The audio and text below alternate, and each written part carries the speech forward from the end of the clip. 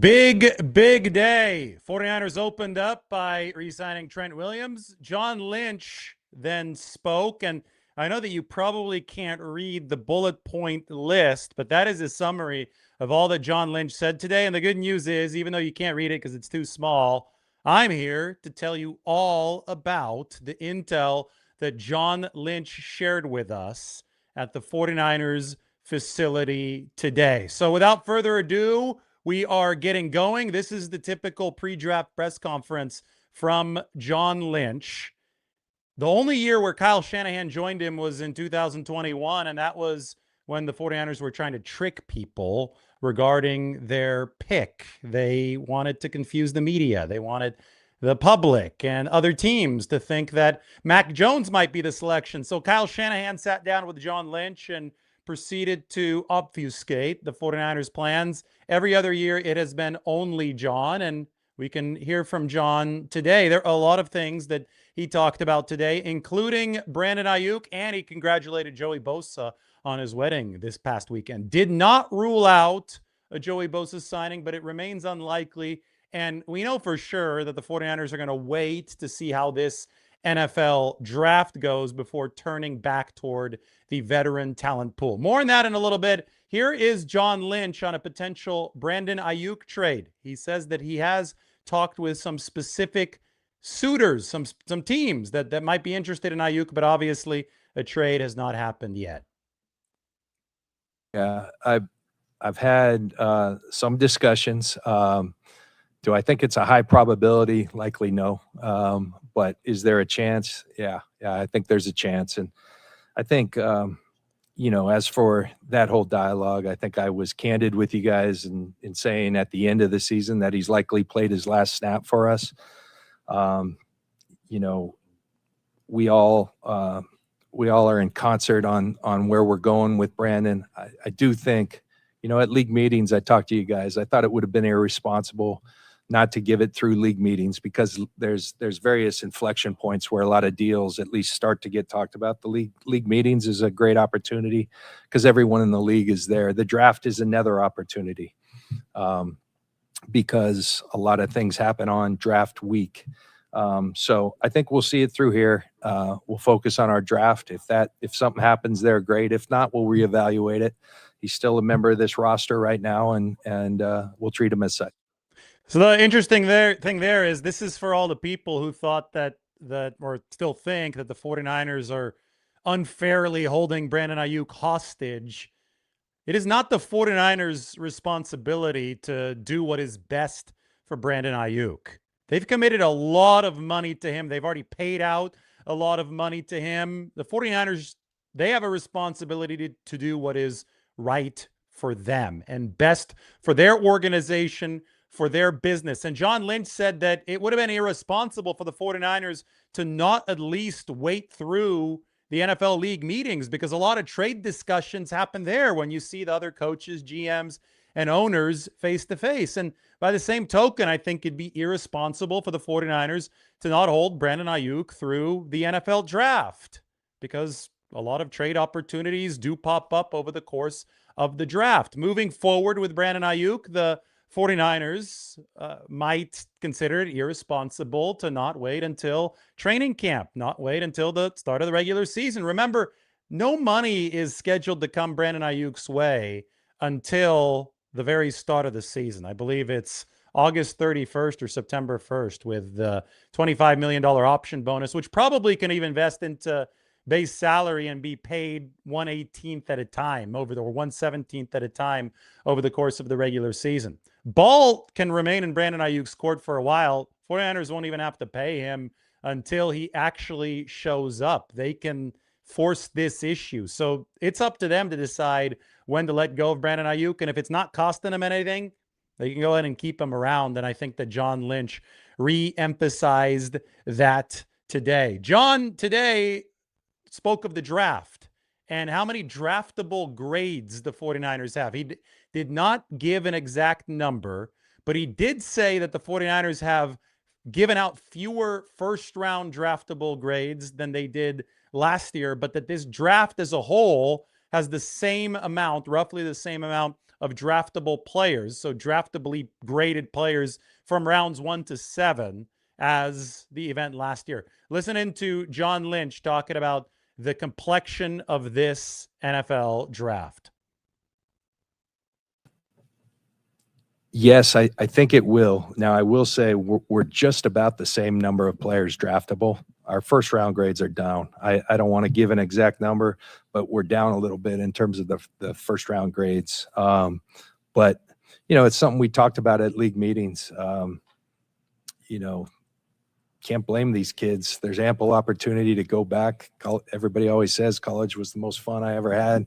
And now they're being presented with a lot of motivation to stay. And I think it's something we have to look at as a league, how we're going to address that, because, you don't want to look at the college ranks. We've always looked at it as somewhat of a feeder system. Now it's almost like we're in competition, and you're seeing a lot more 25-year-old rookies. That's probably the biggest change. COVID had something to do with it, but it's also the opportunity for these guys to stay and make good money doing what they're doing. I don't have all the answers there, but I do believe it's something as a league we have to pay a lot of attention to.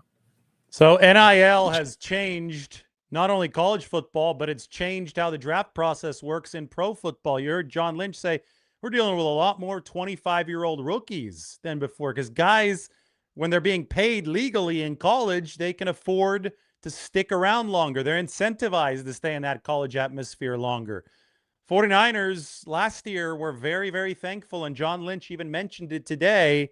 They were able to get Incl Williams at only 21 years old. That's a full 4 seasons less, or 4 years less, of wear and tear on the body. And in a sport where the average career length is only about 3 years, that's true. In the NFL, the average player's career length is only about 3 years. The difference between 21 years old coming into the NFL and 25 years old coming into the league is massive in terms of value, in terms of tread on the tires. And John Lynch, obviously, then the 49ers will be calibrating and are calibrating for the changing nature of college football and how that impacts the NFL draft. Now, as far as the first round grades go, there aren't as many of them from the 49ers this year as there were last year. And some people might think that's concerning because San Francisco doesn't pick until number 27. That being said, they give out their own first round grades. It's not necessarily going to be the NFL consensus or what another team ahead of them thinks. And there's a good chance that once number 27 hits, even if the 49ers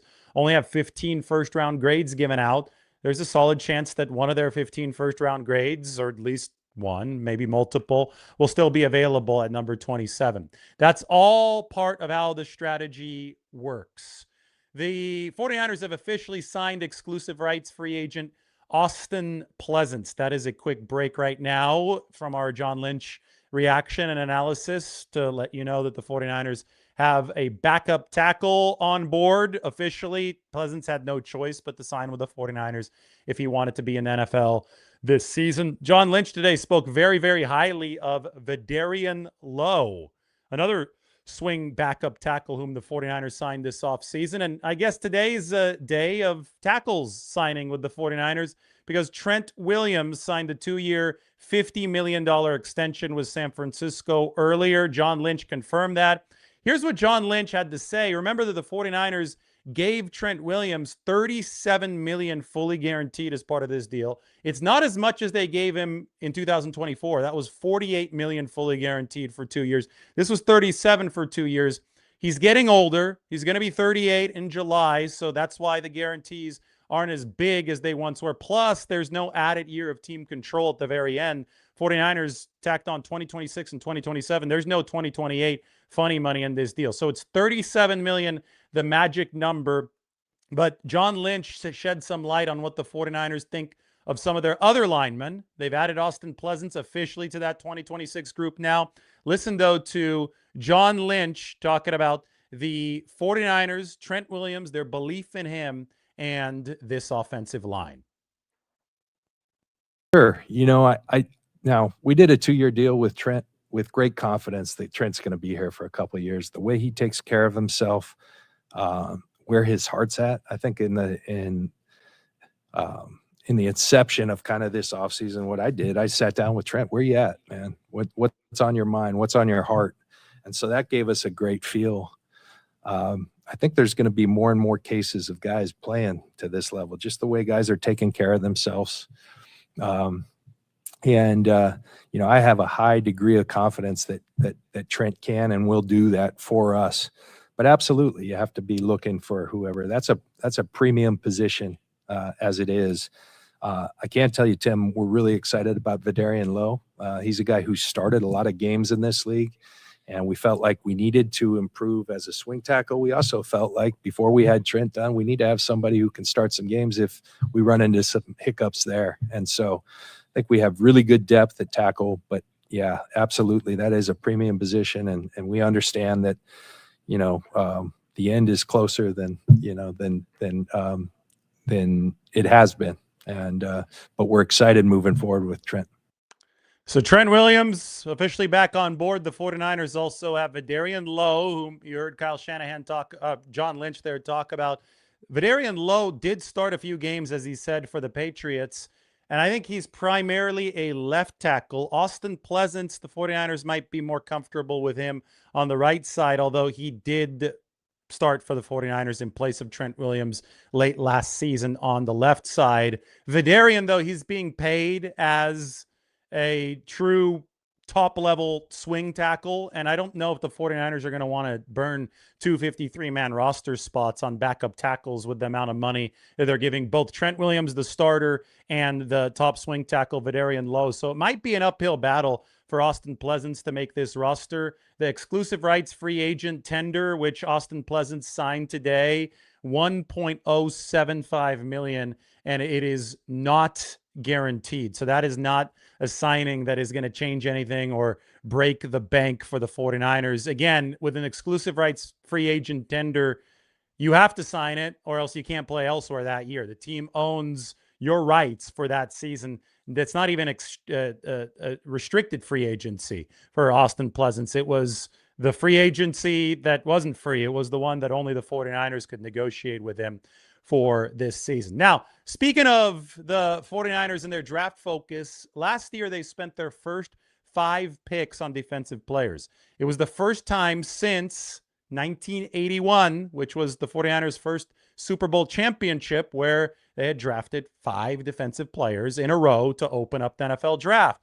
As a result of their strategy last year, which began with Michael Williams and included Alfred Collins and C.J. West and Upton Stout, I think, who was the 5th? Was it Marquis? No, it was Nick Martin was part of that top 5. And then Marquis Siegel was drafted later. He started last year for the 49ers. But as a result of that focus last offseason during the NFL draft, the 49ers went from being old on the defensive side of the ball to having the 3rd youngest defense in the NFL. Now the 49ers have that youthful defense, which is on the rise, a new coordinator named Raheem Morris, and they have the oldest offense in the league. They obviously doubled down on offensive age today with the re-signing of Trent Williams. But where will the focus lie in this next NFL draft? Are they going to go on a flurry of picks offensively to start making that side of the ball younger? I don't think so.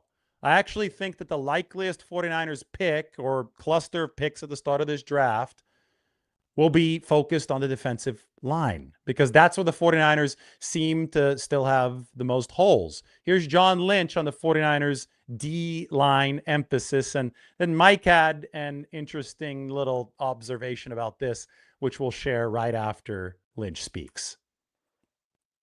Yeah. I think, first of all, when we got together here 10 years ago, that was always going to be at the forefront. The more good players you can add up front, we've always talked about, making life on opposing offenses, on opposing quarterbacks. You want them to have to perform under duress. It's the great equalizer in today's football. So much set up for the offense to have success. Can you put that quarterback under duress? Can you hit that quarterback? Can you pressure that quarterback? We fell short of that last year. Are there some reasons? Absolutely. Nick Bosa was hurt. Michael got hurt halfway through. But I think we need to get better in that spot. We need to get these guys back healthy, and then we need to improve there.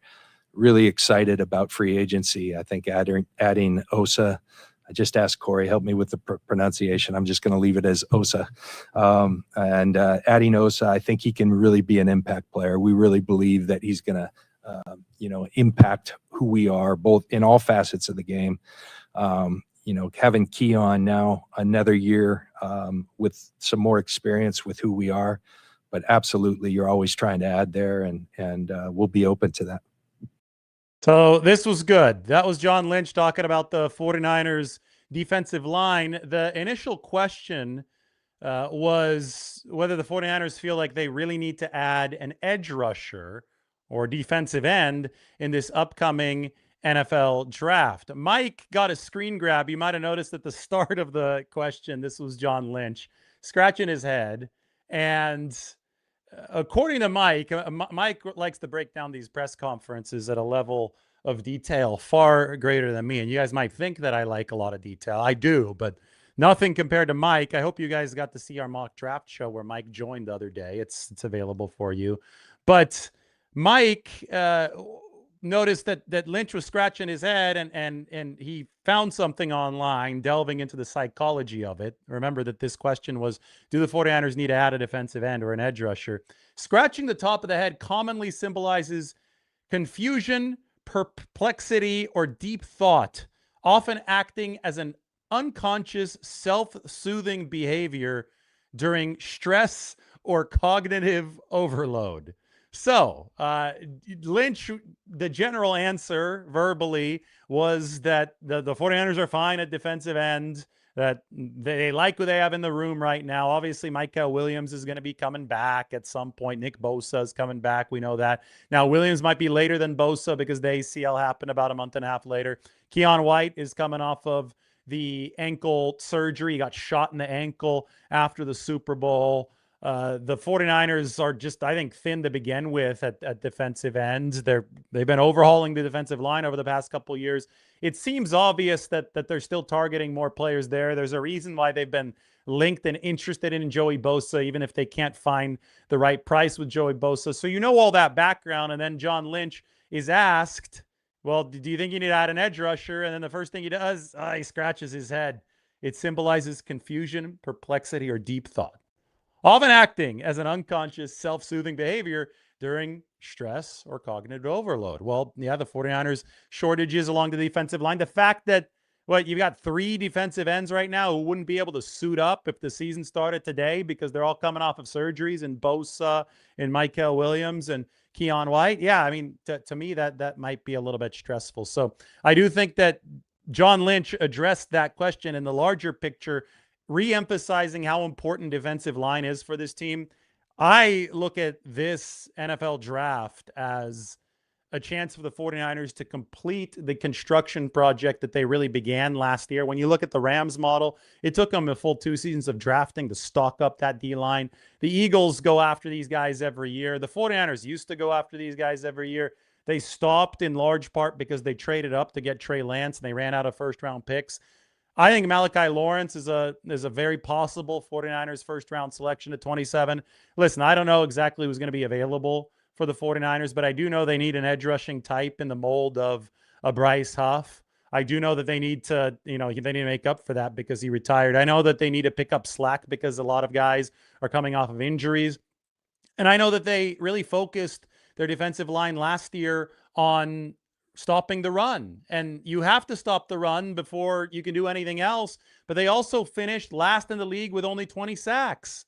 Like, that's the truth. And as Lynch said today, there's a reason behind that. The guys got hurt. Force multipliers like Nick Bosa had to hit the shelf for San Francisco, but it didn't stop the need to get better along that defensive line and pass rushing wise, even if you're going to get those players back in 2026. So that was a big emphasis from Lynch today. You heard him talk about it there in that clip. He also joked a little bit later on in the press conference. Somebody asked him if safety, or somebody implied that safety is not a premium position for the 49ers to draft. And John said, well, safety is a premium position. What the hell are you talking about? But he said it with a chuckle, and then he said that might be a little personal because obviously Lynch himself was a safety back in the day. More from John, and we just talked about the defensive line. Well, I think that every defensive coordinator will agree with you that success is rooted in the pass rush, is rooted in what those guys up front, about 4 of them, sometimes in the case of Raheem Morris, 5, since he likes to run those 5-man fronts. But he knows, even though he comes from a DB background just as well as anybody, that what you do up front sets the tone for what the rest of the defense does. It is a game of affecting the quarterback, or the quarterback is really going to affect you. Well, we haven't heard from Raheem himself yet. That's going to happen in a few weeks, but John Lynch was asked about Raheem Morris, and this is where the background is really cool. The reason that the 49ers have such a defensive line-oriented focus is because both Kyle Shanahan and John Lynch were taught that in Tampa Bay. They didn't overlap in Tampa, but Lynch was a player there, and then shortly after he left to Denver, Kyle Shanahan started his coaching career there. Shanahan and Raheem Morris, who's now the 49ers defensive coordinator, overlapped on the staff in Tampa. And it just so happens that Morris was there before Kyle in Tampa, and Morris was in the DB room coaching the DBs, of which John Lynch was part. And the Tampa philosophy was built on Warren Sapp and strong front sevens, a really strong defensive line, pressuring the QB to create opportunities for the back end, whether it be John Lynch or Rondé Barber or any of the other good players Tampa Bay had there. So all of this is to say that Lynch, Shanahan, Raheem Morris all saw their football education in its formative years go through a place like Tampa Bay where the front was emphasized. So when we talk about what Raheem Morris might bring to the 49ers, D-line makes a whole lot of sense as a nexus point of focus, because that's been important to him ever since the very start of his NFL coaching career. Here's John Lynch speaking of Raheem Morris. They don't have a choice here. I mean, they're that's kind of what we do, how we roll. Scouts are ahead of them because they've got jobs to do during the season. But Raheem's been the same guy. I remember when I sat in the back of the DB room, and Raheem was right behind me when he came down from Hofstra years ago. He's a bundle of energy. He's curious. He's insightful. He's a we always talk about there's guys who drain a room, and then there's guys who give life to a room. He gives life to a room. He's funny. His whole thing all draft is, if we draft this guy, I'm throwing a pool party, so we're hoping we're having a lot of pool parties for Raheem, but he's been awesome to work with, as has their entire staff. It is nice to get, obviously you're always striving for continuity, but it is nice when you breathe some new ideas. And I think we've been able to do that with Raheem. I think Kyle's familiarity, having worked with him before, I worked with him before, so we're very comfortable with him. And Raheem has a way of disarming people with his personality. You feel like you know him the day you meet him, and so he's been a tremendous addition in terms of his contribution to this process. So Raheem Morris is going to throw a few pool parties if the 49ers draft who they want him to draft. I'll tell you what, if he was already the 49ers defensive coordinator last year, there would have been a lot of pool parties in the Bay Area because they used those first 5 picks on defensive players. I don't think the 49ers are done adding to that defense. Again, we can put up the roster in a little bit, but I've gone over this many times over the past several months. San Francisco's defensive line still has plenty of holes. Now, John today said a few times that he doesn't believe that the 49ers have any holes so glaring that they're going to have to reach and not go best player available. But I think any GM would want to say that before an NFL draft, because you don't want to tip your hand as to a position that you absolutely have to go to. I don't think the Detroit Lions are all too well set up because they absolutely have to get a tackle, for example. So Detroit is kind of backed up in a corner there because they let Taylor Decker go. And you look to see where immobile quarterback in Detroit, O-line dependent scheme and team, you don't have the tackle Well, of course, they're going to have to get some sort of tackle in this NFL draft with their pick ahead of the 49ers. I look at the San Francisco and I say, yeah, they have to add defensive line depth, but we can still sit here and debate exactly where that's going to happen, right? Is that going to happen at 27? Is it going to happen at 58 in the second round? Is it going to happen with one of their 4 fourth-round picks? Can they trade back to get more picks? Do they trade up to get a player? All those things are still possible. I mean, even with Trent Williams re-signing, the 49ers could still go offensive linemen because you could go for a guy who can play guard in the interim and then swing out to left tackle once Trent retires a few seasons from now. The 49ers think that's still going to be a little bit. So you kept all your possibilities on the table. I think option power, whenever you're in a competitive situation, not just a sport, option power is good because your opponent knows that you can take one of several different pathways. You know, one thing that I wonder, this is all high level stuff, and we talk about the salary cap, and then we talk about analyzing tape, and we talk about trying to marry the football and the analytics together. There's a thing right now that I'm sure a lot of you have heard of called AI, artificial intelligence. And the world capital of artificial intelligence happens to be a city called San Francisco.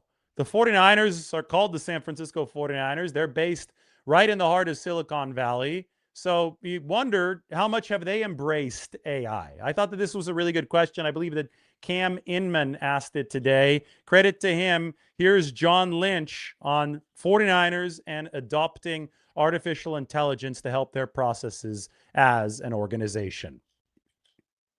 Yeah, a lot. I think just like the rest of the world. I think, if you aren't using it, you're already behind. And the cool thing is, what we found, you don't need to be an expert. Just like you at home planning a travel itinerary, you can just ask the thing and it can spit out some pretty good things, some pretty good ideas. Our developers, I think we're fortunate to be where we are, kind of at the epicenter of the innovation there, and we've tried to take advantage of that. I do think every team is probably using it in some form or fashion. I think that will only increase as we move forward. Now, it's going to be really interesting to get the more exact list, and I'm sure the 49ers will keep a lot of their processes proprietary if they can, but I want to know exactly how AI is factoring in film review in football. I'm sure it can help find tendencies. I think on a coaching level, it's fascinating to think about what Kyle Shanahan and his staff might be able to do. And I'm sure they have no shortage of very smart people who might be 49ers fans in the Bay Area trying to send some tips and trying to offer their services for how the 49ers might be able to leverage AI. And I think that is absolutely something to keep an eye out on as this explodes heading into the year 2026. Lynch believes that edge rusher, offensive line, and wide receiver are deep in this year's draft. That to me is interesting because those three positions we've identified as ones where the 49ers need to use this NFL draft to add some talent, or they'd definitely be better off if they are indeed able to do that. Lynch doesn't believe they need to reach anywhere, but if there are players at edge, offensive line, and wide receiver available who can help you all the way through the end of round 4 in this draft, maybe even a little bit after that, if the 49ers are able to pick up more draft capital, well, that would be good for San Francisco. Lynch did not rule out signing Joey Bosa, but he said that the 49ers' focus now is on the NFL draft. The 49ers will see where they're at after the draft. Lynch has in the past said that Joey will likely be too expensive for the 49ers, but he did congratulate Joey on his wedding. He did mention that Nick Bosa said the wedding was a hell of a party just this past weekend. Now, it's not just Joey Bosa who we're talking about when it comes to veterans. Joel Bitonio is still out there, and he's indicated that he's mulling retirement, but hasn't firmly decided on retirement. And he's somebody who's linked with Kyle Shanahan. And we know the 49ers have a left guard vacancy. We know they'd love to get a good left guard in this NFL draft, but we also know that you can't really firmly predict the draft. it's a crapshoot. Things could go different ways. And if the 49ers do not sign or do not draft another offensive guard, they don't feel that that room is complete yet, even with the addition of Robert Jones. So the 49ers could very well turn to Joel Bitonio and say, hey, we didn't draft a left guard. Do you want to join us to finish your NFL career? This guy was the left guard when Alex Mack was the center in Cleveland and Kyle Shanahan was the offensive coordinator back in 2014. So this would be a natural fit if Joel Bitonio decides to keep on playing and if the 49ers are not able to draft an offensive guard that they like. So I feel that Bitonio, Bosa fall into similar buckets. Let's see how well the 49ers actually fortify their offensive and defensive lines through the draft before we start revisiting this free agent discussion. I love the pool party comment, though. That stuff is really, really good. This comment on the 49ers 2025 draft class is a really good one. John said, I do believe that we're going to look back at last year's draft class and feel really good about what we were able to accomplish. You've got to give this thing a couple years. You absolutely do. Anybody who tries to judge a draft class after one season with finality, saying, oh, this was good or this was a bunch of busts, really doesn't understand how the draft works, how player development works. And I think that the only fair thing to say about the 49ers 2025 draft class is that it showed a lot of promise in 2025.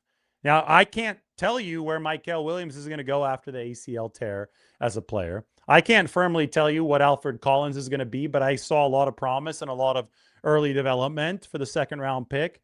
I can't tell you exactly where somebody like Upton Stout is going to go as a football player, but boy, was that a promising year one for Upton Stout.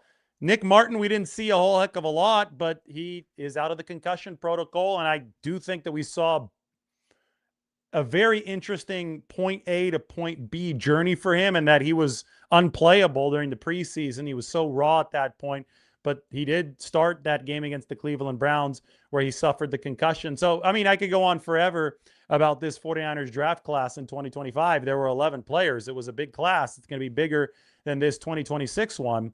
But there's obviously a lot to work with and a lot of potential upside as we saw, and John Lynch is optimistic about that. He did mention Osa Odighizuwa today. 49ers trade with the Dallas Cowboys, the defensive tackle. John said that Osa is going to impact us in all facets of the game. John also bullish on the 49ers hydrotherapy facility upgrades. They're putting up $10 million into a new pool area, hot tub area in the 49ers locker/training room. They had been constrained by size due to the fact that the facility is nestled right there against Levi's Stadium. But with the injury rates high, with the NFLPA report card, anonymous surveys of players indicating that the 49ers did not have enough hydrotherapy area, they said, screw it this offseason. And they said, we're going to build a bigger hydrotherapy area. We're going to reintroduce the pool area. There used to be a bigger pool at the 49ers facility a couple decades ago. They're going to add more hot tub space. The players have spoken.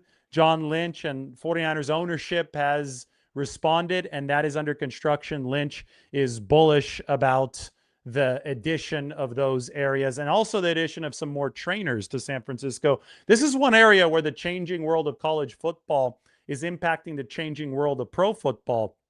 College now is a lot more cash with NIL, right? It's important to raise a lot of money because you're trying to attract players as if they're free agents now. So the facilities arms race has been going on for a couple decades. And as part of the facilities arms race, teams have added hydrotherapy areas in college. Teams have hired a bunch of trainers. They've given players a lot of one-on-one attention training-wise.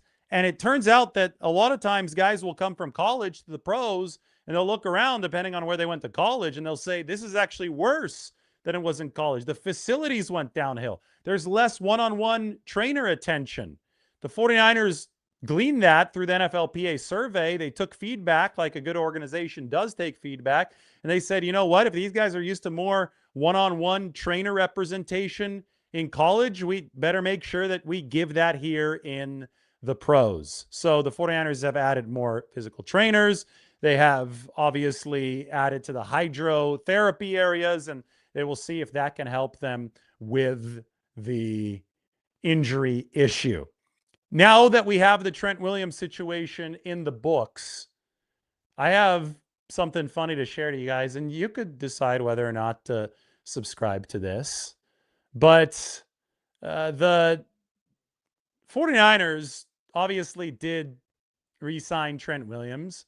I think they did so without a whole heck of a lot of trouble. I mean, it's only April 20th right now. And if you look at it, the past 2 seasons or the past 2 off seasons, the 49ers have gotten very big ticket contractual work done early across the board.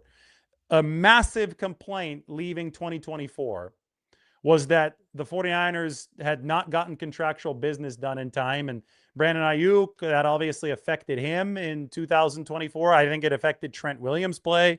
Remember, he told me that his tongue was cramped in the locker room after that, or it was cramping during the game when the 49ers beat the New York Jets after he'd held out throughout the course of the entire training camp in 2024. Well, in 2025, the 49ers had to do a new contract for George Kittle, a new contract for Fred Warner, a new contract for Brock Purdy. All of that was done by spring. He had no chance of even bleeding close to the summer and to training camp. And now the big piece of contractual work for the 49ers this offseason was for the guy on the right, Trent Williams. And that is done by April 20th. Again, we're not even a month into spring, and the Trent Williams deal is done. For comparison, in 2024, that damn near lasted into September. That almost lasted into fall. Like, forget summer, that lasted a lot longer. So the 49ers obviously are finding a way to expedite some of these contract situations. And that is something that I think is really, really important. They signed Trent Williams on the first day of OTAs. Today was team report day. John Lynch said that the near perfect attendance was the, not the words he used, but the report that he gave of the players who have come to this voluntary portion of the 49ers offseason program. So if you want to see a team that's invested, we know through Fred Warner's podcast that Mike Evans planning to be at OTA, so he should be there. If he didn't show up today, he'll show up at some point soon. Now, these are not, sorry, I misspoke a little bit earlier. These are not OTAs right now that are happening. Today was the first day of the offseason program, so it's the beginning of phase 1. OTAs are not until phase 3 of the offseason program. Those happen in May, so next month, and they move over into June with the 49ers veteran minicamp happening after that. So all of this is mandatory. The veteran minicamp is the one part that is mandatory. So voluntary and then mandatory. That happens in mid-June, though. In the time before then, guys can show up and leave as they please, and they can't be fined for it. They can get bonuses for it. A workout bonus is for OTAs. So a lot of guys have some workout bonus money to collect, and they'll happily do that. But a lot of guys don't, and they're still at the building.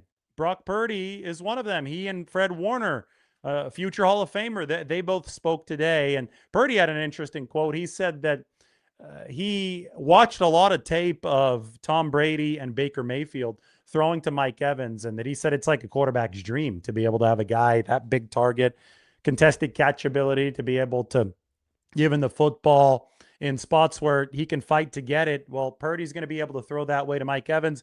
And then Fred Warner noted that he hadn't known Osa Odighizuwa all too long, the 49ers' new defensive tackle picked up by trade with the Dallas Cowboys, but that Osa was the last person out of the weight room today. So Fred thinks that Osa culturally is going to fit with the 49ers. Of course, they needed that 3 technique. Osa had 52 pressures last year on his own. 49ers defensive tackles combined for 56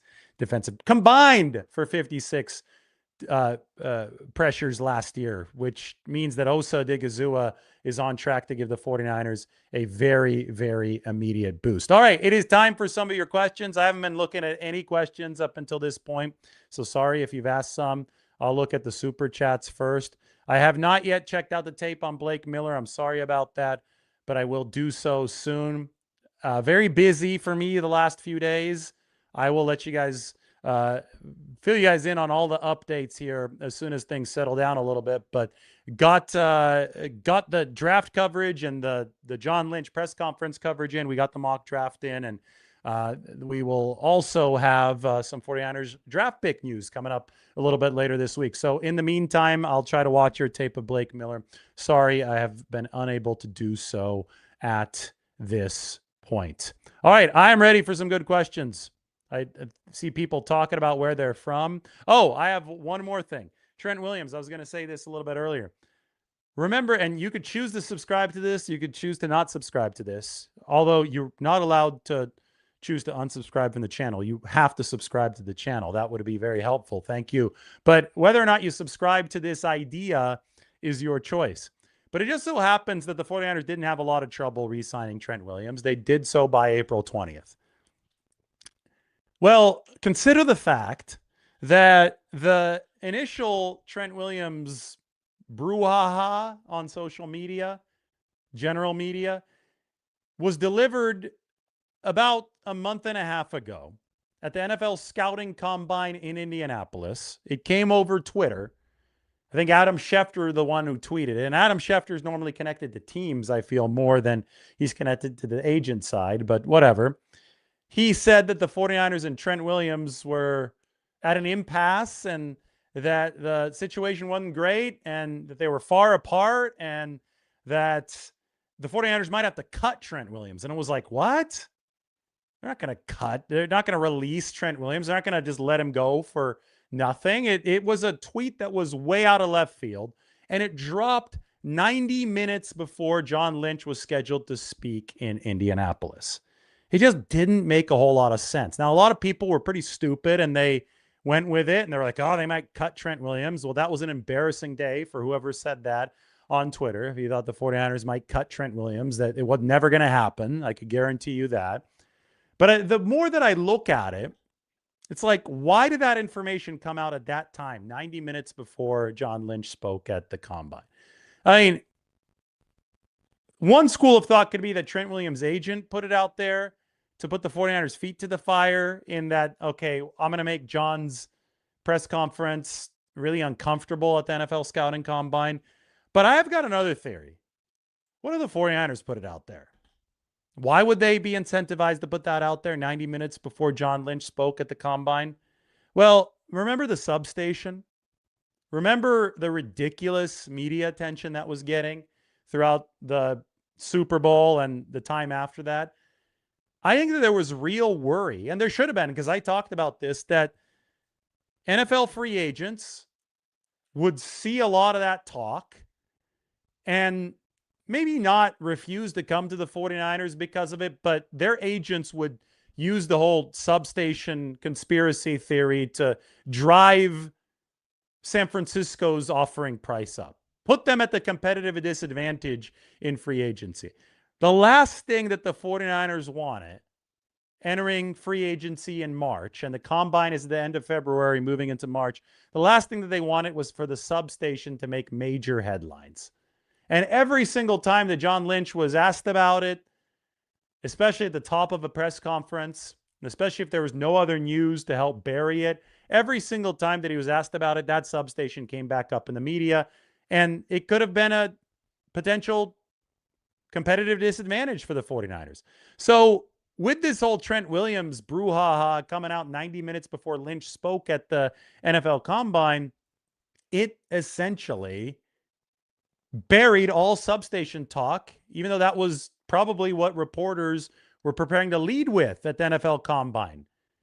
Everybody was more interested in talking about Trent Williams and a really confusing tweet about Adam Schefter indicating that the 49ers might cut Trent Williams, which made no sense. People were much more worried about that during John Lynch's press conference in Indy.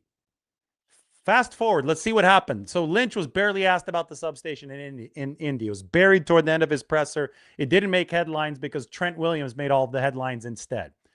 2 weeks later, the 49ers entered free agency. They crushed it. The guys they wanted, they got. They couldn't get somebody like John Franklin Myers. It might have had more to do with California state income tax than it did with the substation. And they got Osa Odighizuwa via trade instead. But Mike Evans took a discount to come to the 49ers. Christian Kirk took a discount to come to the 49ers. Dre Greenlaw came back to San Francisco at what, $7 million? Last year, he had signed for a whole heck of a lot more money with I think it was maybe even $6 million for Dre Greenlaw. Last year was a whole heck of a lot more money. It was like $14 million with the Denver Broncos. Anyway, the 49ers accomplished what they wanted to accomplish in free agency. The substation was not an issue, and I wouldn't put it past them to have run some smoke through a situation they knew was going to be resolved. As you could tell, I was very confident the 49ers were going to re-sign Trent Williams all along. They could have run some smoke via a situation they knew was going to be resolved 90 minutes before John spoke at the NFL Combine. Anyway, just some food for thought. If you subscribe to the theory, you can give me a thumbs up. If you don't subscribe to that theory, you can give me a thumbs down in the comment section. I think that the 49ers are intentional with everything that they do. I don't think that it makes a whole lot of sense to think that Trent's agent would have just fired that out there 90 minutes before the start of Lynch's press conference combine. I think that the 49ers were very, very happy to let other things take the lead. Whether that's intentional or not, it ended up working out in the 49ers' favor. And I think if we apply logic over noise, we start to reach conclusions like that. All right, guys, this was a long perusal of this list. That's all that we went through today. There was a lot to talk about. If you guys have any more good questions, I will be happy to answer them. If not, I'm getting hungry. I want to go get some food.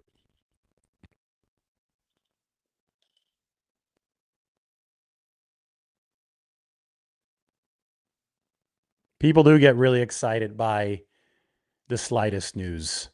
They get really excited about even a conspiracy theory like the substation. You know, sometimes when that was just so out of control, you can't put out the fire on social media, so to speak, right? Because social media doesn't really care about truth. Social media cares about virality. So just create a new topic for people to talk about.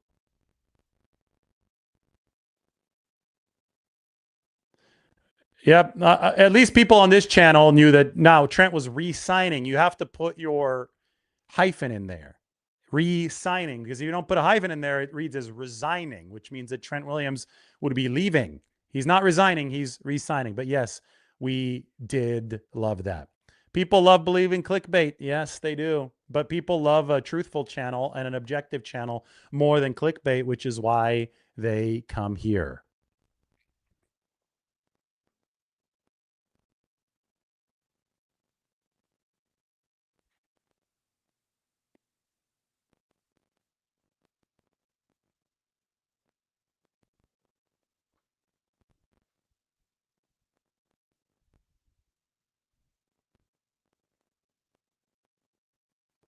All right, any more questions? Sometimes I try to get these to 49 minutes just for the hell of it, since we're talking about the 49ers. But there have to be good questions to be able to get it that far. And I don't see a whole lot of questions. I get it. At this point in time, there's a lot of speculation. And it's hard to know exactly what's going to happen. I went through the list. This is the list. This is all that happened today. I know that we gave it a very, very good perusal, but at some point, we just have to pack it in. And the draft itself needs to happen.